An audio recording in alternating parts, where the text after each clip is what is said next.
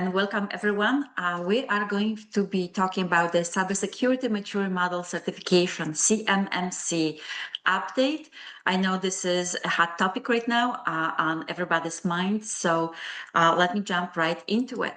Before I start, let me just introduce CONNSTEP to you. As many of you may know, CONNSTEP is the Connecticut MEP Center, the Manufacturer Extension Partnership. We are part of a national network that is sponsored and facilitated through NIST, the National Institute of Standards and Technology. And a little bit about myself. My name is Anna Mumford. I am the cybersecurity consultant at CONNSTEP. For the past 5 years, actually almost 6 years now, I've been working with small, medium manufacturers right here in Connecticut, assisting them with the regulatory compliance, assessment, implementation. I am actually also CCP, the certified CMMC practitioner, as well as just acquire my CCA, which is Certified CMMC Assessor. I also have a master's degree in cybersecurity management from Purdue University and a computer science degree from Eastern Connecticut State University. So let's jump right into it. Today, as Gloria mentioned, we have a full schedule. I'm going to give you lots of information. Hopefully it will help you. I'm going to start with just a very brief threat landscape, because that is different when it comes to the U.S. Department of Defense suppliers. We'll talk about what's at stake. We're going to go into the DoD or DFARS regulations, the timeline, the impact. We'll talk very briefly about federal contract information and unclassified, control unclassified information, because all of the regulations is based on this type of information. Then we'll talk about the CMMC program itself. I'll give you an overview of how to think about it, what to look, the different levels.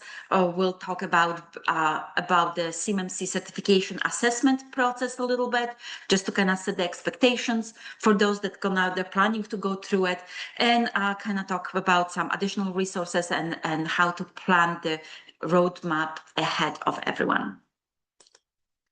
So, as I mentioned, let's start with the cybersecurity landscape. So according to the Bureau of Industry and Security, about 99% of all manufacturing in the United States are small and medium-sized businesses, yet about 50% of those lack basic security controls, which means that the safety of our country is at risk. Think of industries like critical infrastructure, automotive and food industries, fuel or medical sector, just to name few.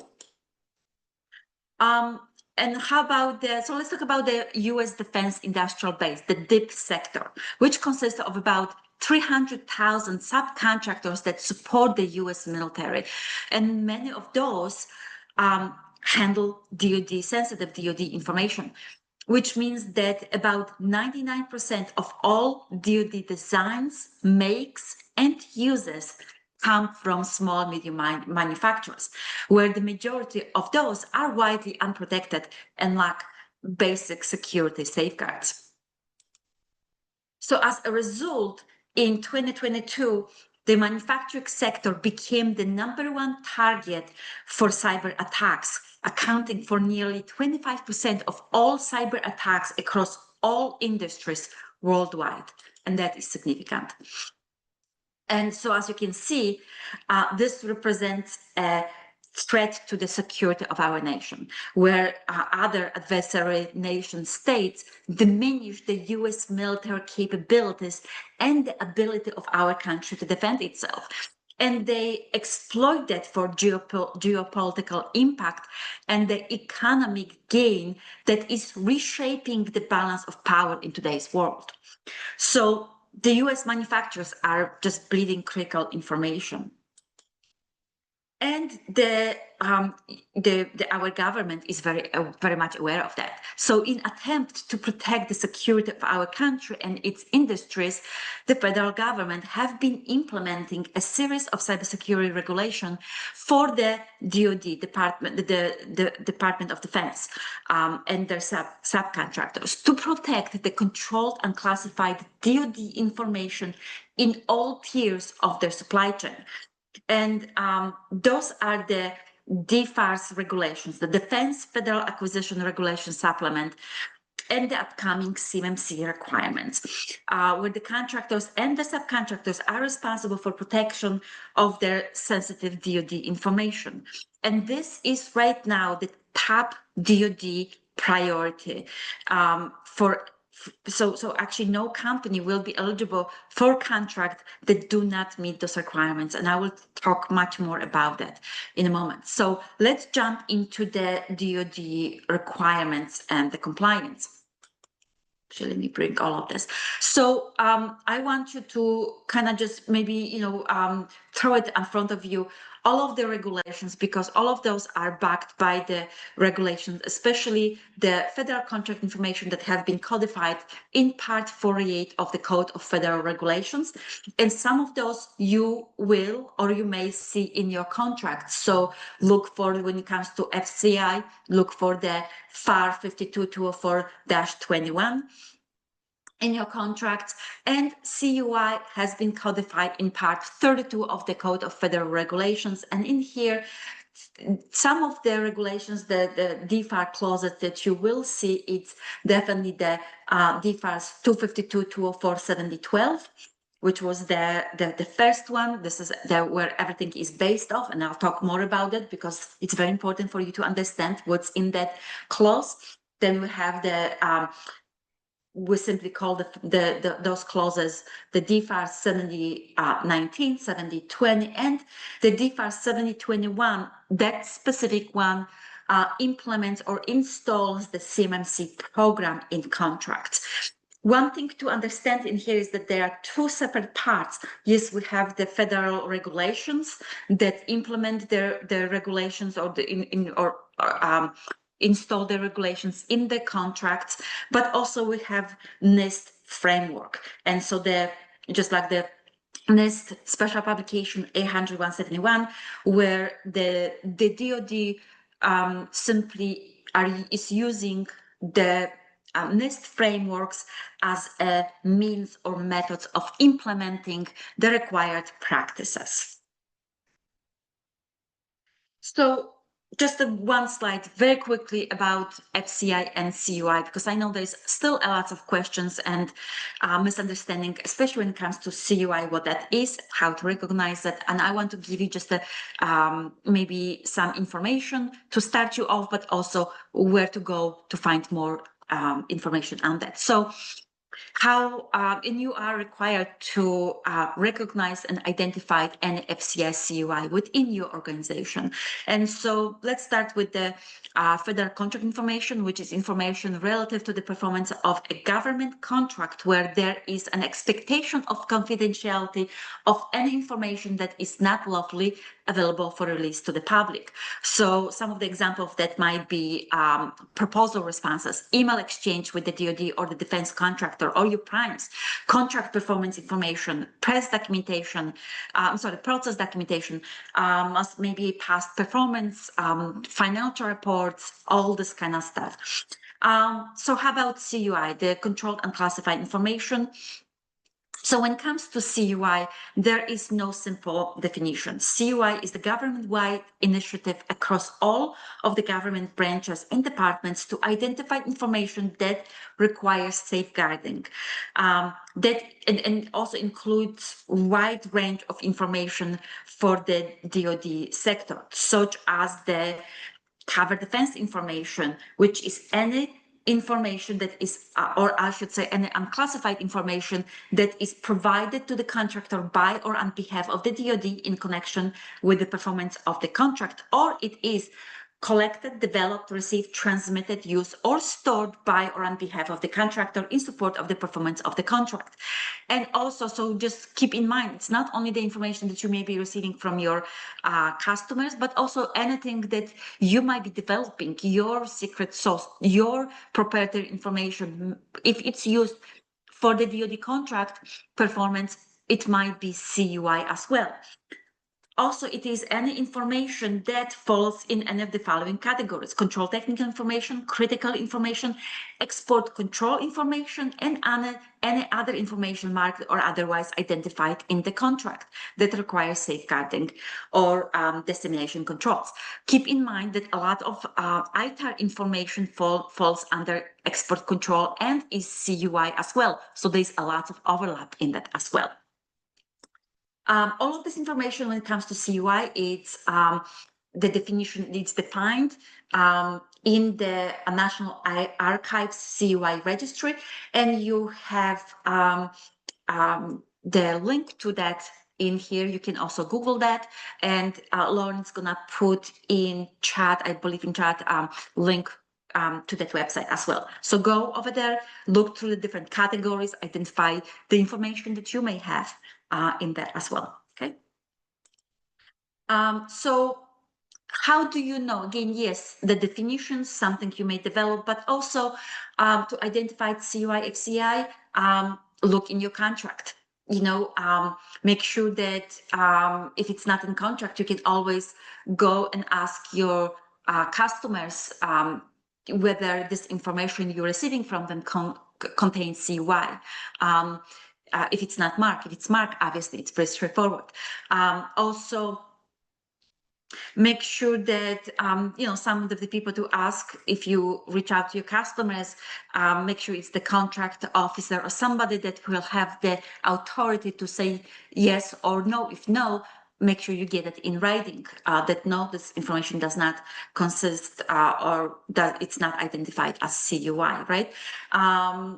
And also remember that if this information that you receive looks like, smells like, tastes like CUI by the definitions that is codified in the National Archives, it is CUI. So you are accountable for this information to safeguard according to the regulations, even if it's not explicitly the regulations, if not specifically called out in your contract, or the information is not marked. Again, because it's codified in the Federal Code of Regulations, it is the law of the land, and you are, by the Christian doctrine, responsible of protecting and safeguarding that adequately. So let's jump very quickly. I want to take a few moments to talk about the DFAR clause 252, 204, 7012, because this is the clause where everything started, and this is still all the other follow-up clauses like the DFARs 70, 19, and 20. It's a way of reinforcing compliance with DFAR 7012. And so in there, again, this is just a cliff notes, but talks about that anybody that performs any type of work under a DoD contract is responsible to follow that clause. The objective of the clause was to safeguard CUI that resides on the contractor systems, report CUI lost incident to a DoD, and flow those requirements to their own subcontractors. To comply with those requirements, all the subcontractors were to adopt the NIST Special Publication 80171 framework that consists of 110 controls or practices. And so again, everybody, all of those companies were supposed to be compliant or perform self-assessment and work on compliance by December of 2017. And so the DoD was actually very well aware of wide non-compliance with it, and therefore have started working on different rules, different steps of implementing or enforcing those requirements, those regulations. So therefore, we had the interim rules, which was the DFAR 7019, which all organizations were supposed to do self-assessment, and the score from the assessment, they were supposed to enter into the SPRS database, which is the Supplier Performance Risk System, which is a government database. And the DFAR 712 talked about that all of the subcontractors were supposed to, or actually the DoD, reserve the right of performing audits of the score that the organizations entered into a SPRS database. So as you can see, they have been performing that. But the CMMC actually right now is the final step, which is a full verification of implementation of all of those requirements. And I'll talk more about it in a moment. But just as most of you probably heard, the final rule, the CMMC rule, have entered. It's now we have an effective date for the rule implementation or starting of CMMC, which is November 10th of this year, just in a few weeks, which means that now the CMMC compliance is going to start being entered into a contract. All the DoD contract at appropriate level, and it will be a condition for a DoD contract award. So it means that the subcontractors will need to provide proof that they are compliant with the CMMC at the specific or designated level. And then the compliance verification will be through a attestation, and then later on a third-party certification. Again, I will talk a little bit more about that in my next slides, which is actually right now.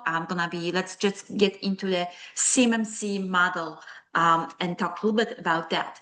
So the CMMC is a tiered model, a three-tiered model with the three progressively advanced levels. We have level 1, which is foundational. That is for protection federal contract information. If you are receiving or you have some type of federal contract information on your systems, you are required to follow or be compliant with a CMMC level 1. And then we have a CMMC level 2, which is advanced for protection of CUI. And then level 3, it's expert. This is for protection of CUI, specialized specific CUI, and that requirement for that is to level 2 certification plus to be compliant with 24 additional practices from NIST Special Publication 80172. So let's talk about what is the requirement for each of the level. So as I mentioned, it is cumulative. So level 1 is the basic one in here. You are or anybody at this level need to be compliant with 15 practices, or when you look at the NIST Special Publication 871, it's 17 practices out of the 110 practices. And at this level, there is no score, there is no partial. You either are compliant or not compliant. You either met all of the requirements or they are not met. And you are submitting the score, or actually submitting your compliance to the SPRS database with a official of the corporation attestation list that the report it's true and complete. The next level is the level 2. At this point, we are what's required is self-assessment. Again, it said that it should be a poem closing self-assessment, meaning that the expectation is that you are going to be fully compliant with all of the CMMC requirements, including the NIST 80171 framework, the 110 controls of that framework, and the report or the score needs to be entered into the SPRS database, again with affirmation. Later on, we're looking into a certification to verify full implementation of all of those requirements. And then level 3, as I mentioned, is certification for level 2, and then it will be a government-led team that will be verifying compliance with the additional 24 practices implementation. So level 1, I kind of went through that. It's self-assessment with affirmation. Now, there are 2 documents I want to point out to you that is for level 1, it's self-assessment guide for level 1, and those are wonderful documents that will give lots of guidance on how to perform self-assessment, what is required for the compliance and things like that. So again, not just the 7 controls, but please keep in mind that you still have to have a scoping documentation for FCI, for Federal Contract Information. You do need to have system secure plan. You need to have your policies and your procedures. You need to have a body of evidence or artifacts. You need to have a poem. All of those documentation, besides the 17 practices, all is required to be compliant with level 1. Oh, and by the way, just coming back to that, there is a link. There is actually a website, a government website that provides links to all of the required documents, and Lauren is gonna be putting that link to you in a chat as well. Level 2, as I mentioned initially, you are required to do self-assessment and enter that the score of the assessment into the SPRS database. And that a self-assessment by CMMC you are required to do at minimum annual basis. Later on, we're gonna have a full certification, which performed by a C3PO organization, which is CMC third-party assessment organization. Let me actually jump into the next one, because this talks about the implementation or the phases of the implementation of the CMMC program. It's going to be a 4-phased approach, where the phase 1 is going to begin at effective date, which, as I mentioned, the effective date is going to be November 10th of this year. And at this point, the requirement states that all organizations or the CMMC level 1 and level 2 will be added into DoD contracts, again, depending whether the FCI or CUI will be shared within the scope of the contract. Level 1 will be needs to be fully compliant and reported to SPRS database starting November 10th. Level 2, what's required is self-assessment and reporting of the self-assessment to the SPRS database as well. Although some contracts may require certification at this point, and the certification with a C3P organization have actually started last January. So there are already organizations that have received their certification. Phase 2 begins 12 months later, which is we're looking at November 10th of 2026, next year. And at that point, the CMMC level 1, it's again going to be fully required. And for level 2, CMMC level 2, the solicitation will start required full certifications. Although some of those solicitations may specify certification due at option period, which means a future date when the full certification will be required. So again, and then phase 3, it's another 12 months later or 24 months after the effective date, which now level 1 and level 2 fully compliant with level 2 certifications only. And then level 3 will start being entered into the solicitations for the DoD contracts. Little bit about the assessment process, because again, lots of questions on that aspect as well.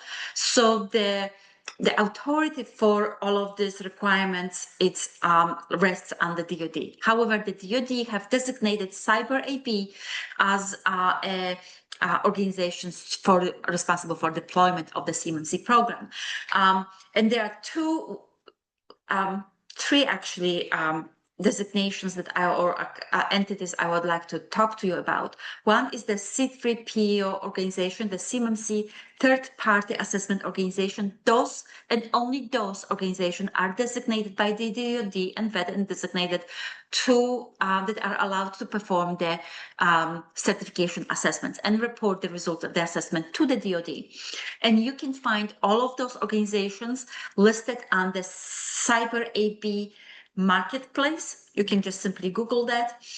Also, just so you know, in that same marketplace, you can find all of the certified CCPs, the CMMC certified professionals, and CMMC certified assessors, and those individuals that are employed by a C3P organizations will be performing the assessments, and only those individuals are allowed to do the assessments. Now, one few things that are important to kind of know about the assessment process itself. So you will have, once you reach out to a C3P organization, the organization will have 5 business days to respond to you in writing. They will assign a lead assessor that we're going to be working with you. And again, the lead assessor will, with time, put a assessment team consisting of CCPs and CCAs.